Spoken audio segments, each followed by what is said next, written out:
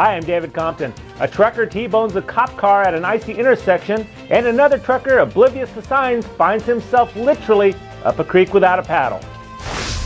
Hi, I'm Craig Malton with this week's Trucker Tech Report. Another autonomous trucking startup gets $95 million in funding, and transportation equipment maker Dana releases a cost of ownership calculator for the trucking industry. Hi, I'm Jessica Rose.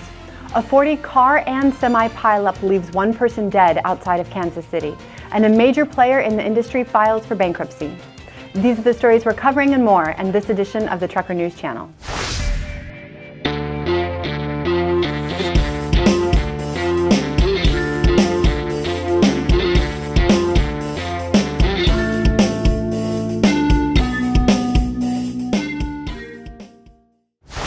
A truck driver has been cited after he crashed into a police officer's cruiser as he slid through an icy intersection in Ashwaubenon, Wisconsin.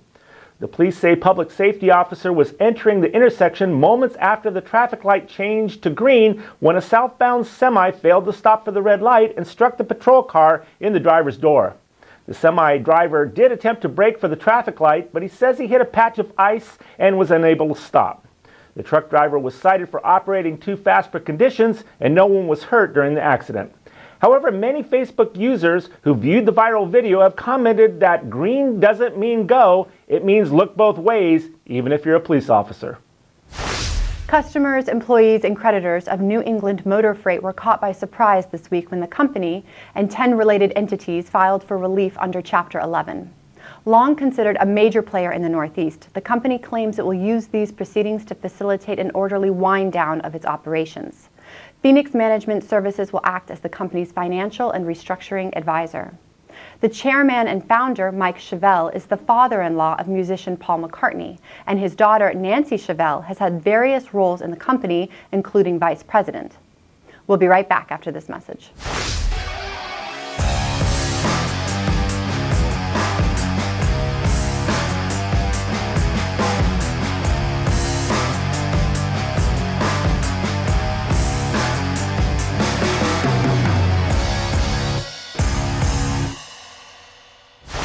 A trucker in Macon County, North Carolina has brought a whole new meaning to up a creek without a paddle. That's because he was hauling railroad ties when he ignored signs and entered into a restricted section of Highway 64. The trucker then swerved to avoid an oncoming car on the narrow mountain highway, causing his load to shift. The truck then overturned and fell into Buck Creek below. While trucks are not allowed on that section of Highway 64, drivers often follow their GPS devices and ignore road signs. And once in the creek, the driver was given a paddle, or should I say paddling, as he was cited for driving on a restricted truck route. Two big issues caught the attention of small business truckers at a recent hearing held by the Senate Committee on Commerce, Science, and Transportation. The Owner-Operator Independent Drivers Association, which currently has more than 16,000 members nationwide, raised questions about both truck parking and CDL requirements. Todd Spencer, the OOIDA president, told Congress, truckers need more safe places to park, not more studies that do nothing to increase or preserve capacity. This is a critical highway safety issue that deserves dedicated federal funding. Spencer also said that the OOIDA has long opposed efforts to lower the age for driving a large truck and contend that any issue with driver retention could be mitigated with other solutions that would be safer for all highway users. We'll be right back after this message.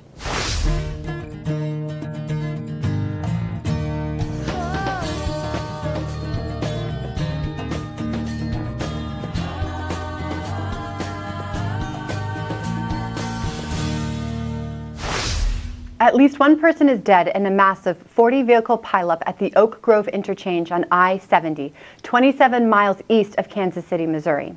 Truck driver Jamin Weaver and his girlfriend were driving from Kentucky to Las Vegas when they were involved in the crash. Weaver had his cell phone in hand and recorded much of the ordeal, all while telling his girlfriend Tanika to stay in the truck.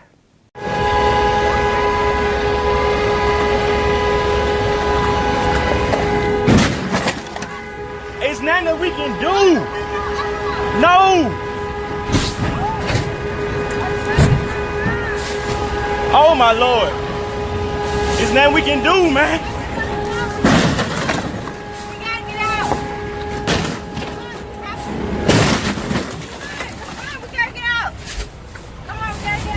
Wait, Tanika, wait.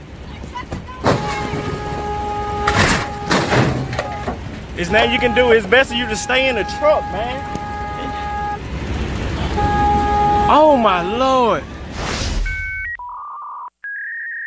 Too Simple, a global self-driving truck company, has raised $95 million in Series D funding based on a pre-money valuation of $1 billion.